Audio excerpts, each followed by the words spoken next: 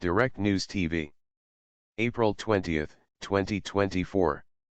Ecuador weighs security, international arbitration in latest referendum. Quito, Ecuador. He was elected president at a time of crisis, as Ecuador's murder rate skyrocketed and gang violence seeped across the country. Now, Ecuadorian leader Daniel Noboa is taking a plan of action to the voters, with an 11-part referendum on Sunday. The referendum includes a wide range of proposals, from the militarization of Ecuador's police to tougher punishments for crimes like drug trafficking, murder and money laundering. But Sunday's vote is set to go beyond beefed-up security practices. One question, for example, aims to reform the judiciary system. Another considers whether arbitration should be the default approach to settling international financial disputes. Noboa has been pushing for Ecuadorians to vote in favor of all 11 ballot measures, in an effort to streamline the economy and stamp out gang violence. Voting yes will strengthen our laws and leave no opportunities for those criminals who wish to joke with our justice system with the help of corrupt lawmen, Noboa said in a public event on Monday. But the broad nature of the proposals has prompted concern, with critics wondering what the consequences could be for human rights, the economy, and efforts to stabilize Ecuador's security situation. Some have even questioned whether the referendum reflects a shift towards the mano dura or iron fist policies popular in countries like El Salvador, where human rights organizations have warned of false imprisonment and a lack of due process. Limited opposition. Still, only one major political group in the country has consistently called for Ecuadorians to vote no on all 11 ballot measures, the Confederation of Indigenous Nationalities of Ecuador, CONA. The group has accused the government of exploiting the referendum to further Noboa's political ambitions, as the country approaches its 2025 general election. Noboa, a 36-year-old politician and heir to a banana industry fortune, was sworn in last November to serve an abbreviated 18-month term, after the departure of embattled President Guillermo Lasso.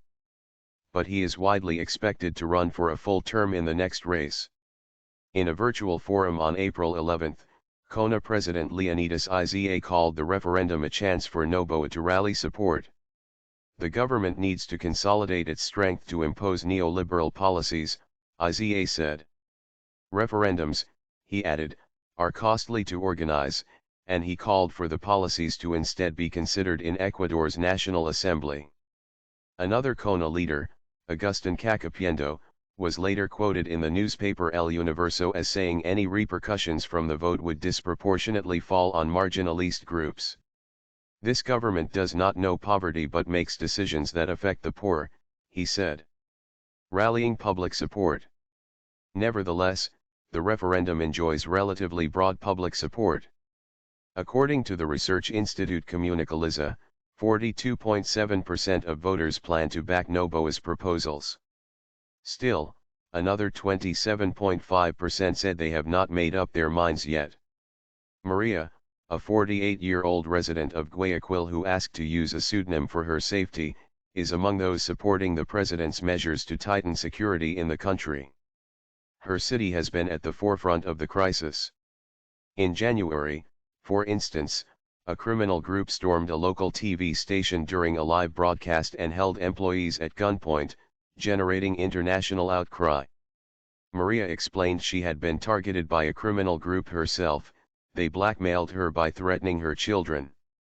But she said she feels safer thanks to the state of emergency Noboa imposed in January, which allowed the military to be deployed to city streets. Policemen and soldiers have been patrolling the borough in these months, so we can finally sleep tight at night, Maria told Al Jazeera. She credits the soldiers with curbing the violence in her neighborhood. The referendum could pave the way for the military to have a permanent role in policing, something Maria hopes will happen. If they will leave us, what happens then? This is what everyone is worried about, she said. Searching for a permanent fix. Noboa's government has argued that the referendum is a necessary step to curb the wave of violence that has rattled the country since 2018. Declaring a state of emergency, officials argue, is only a temporary solution. The general purpose of the referendum is to establish some permanent mechanisms, breaking the cycle of enacting emergency decrees and then going back to business as usual, said the government spokesperson Roberto Izurieta in an interview with local television station Teleamazonas. The state of emergency granted the government additional powers, allowing officials to impose a curfew and take stronger action against gangs.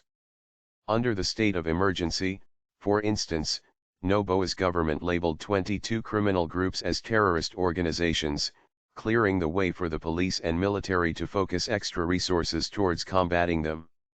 Security forces also seized 77 tons of drugs and detained 18,736 people, 300 of whom have since been accused of terrorism. According to the authorities, violent deaths have reduced by 26% since Noboa took office. But in early April, the state of emergency came to an end.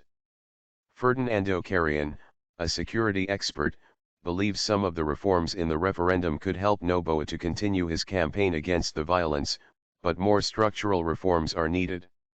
They achieved good results in the first 2 months, Carrion said of the government's state of emergency.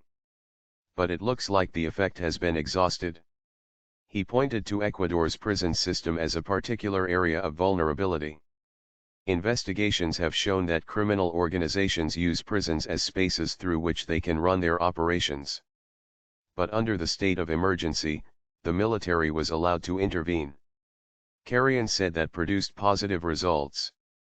They intervened in 18 prisons out of 36, managing to sever the gang leaders' relations with the outside, Carrion explained. But the minute the army leaves the prisons and gives them back to the National Service SNAI, they will return to business as usual, since it has shown problems of efficiency, corruption, and collusion. Carrion would like to see even greater reforms to government agencies like SNAI, beyond what is on the ballot on Sunday. Strengthening our institutions is paramount, he told Al Jazeera, calling for the creation of a new body to replace SNAI. Elections in the crosshairs. Still, some analysts question the efficacy of the referendum, even if it is successful. Carla Alvarez, a professor studying security at the National Institute for Higher Studies, believes that the referendum will fall short of addressing the country's gang crisis. No query made for public consultation will damage the structure of criminal organizations, she told Al Jazeera. She echoed concerns that the referendum has done more to bolster Noboa's public image than to address the roots of crime in Ecuador. Many experts trace the rise in the violence to Ecuador's strategic location between the 2 largest cocaine producers in the world, Colombia and Peru. They also point out that Ecuador's economy was significantly weakened during the COVID-19 pandemic, leaving unemployed youth vulnerable to gang recruitment. But Alvarez said Noboa's emphasis on holding the referendum is also motivated by his future ambitions. This vote is happening in the middle of an electoral race. And this allows the president to revive his image on social media and achieve more visibility.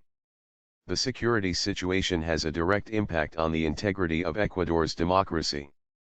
In the lead-up to the snap election last August, a presidential candidate running on an anti-corruption platform was gunned down outside of a rally. And in recent months, politicians have continued to be targets of the spike in violence. 5 mayors have been shot dead since the year began, the most recent murder unfolding on Friday, just days before Sunday's vote. The slain mayor, Jorge Maldonado of Portobelo, was the third to be killed in less than a month.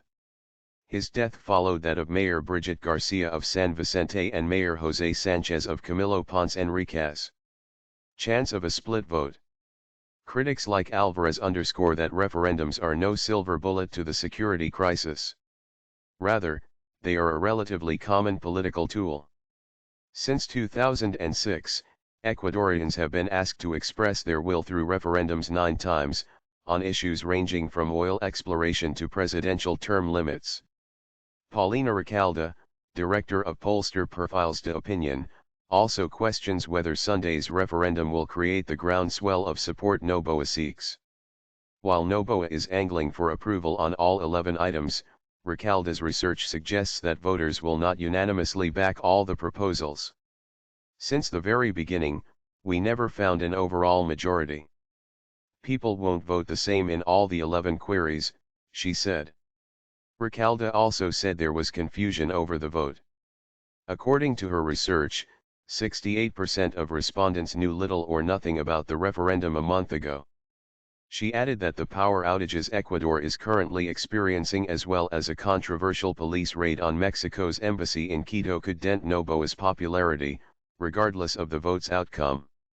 If people vote yes to expand the role of the military, does it mean that they are providing strong support for the president? I would say no, she said. Arbitration on the ballot. One of the most controversial ballot measures in Sunday's referendum asks Ecuadorians to implement a system of international arbitration to resolve conflicts between the state and private foreign investors. In international arbitration, a third neutral party is used to reach a binding decision that settles any claims. Supporters of the measure feel arbitration could safeguard foreign investment in Ecuador, thereby boosting the country's economy. In a dollarized economy like Ecuador, we need an increase in strong direct foreign investments aligned with our public policies, said Eric Vinuesa, investment counselor for the Corporation for the Promotion of Exports and Investments, Corpi, who supports the measure. But activists have criticized this proposal as a tool to discourage the government from enacting environmental reforms that might disadvantage foreign mining interests and other overseas companies. With arbitration, foreign investors could file complaints and negotiate settlements behind closed doors, leaving the public no recourse to appeal. These are private and unilateral judicial spaces which allow transnational companies to sue the states, where the states are only able to defend themselves, said Ivan Ramos, a mining expert at the NGO Acción Ecológica. In the 2008 Constitution, Ecuador prohibited any international agreement that would limit its national sovereignty, including through international arbitration. Sunday's referendum would undo that protection. Ramos added that international arbitration could come with steep expenses for taxpayers. Ecuador already owes $2.9 trillion to foreign companies. It is currently involved in 29 different lawsuits before international tribunals, with half of the complaints related to mining and fossil fuels. 3 of the 8 pending procedures could cost more than another $10 trillion, which is our national budget for education and health for 2024, Ramos said. My name is Kingsley. Please like, share, subscribe and hit that notification bell so you can be the first to be notified whenever we post. You won't regret it.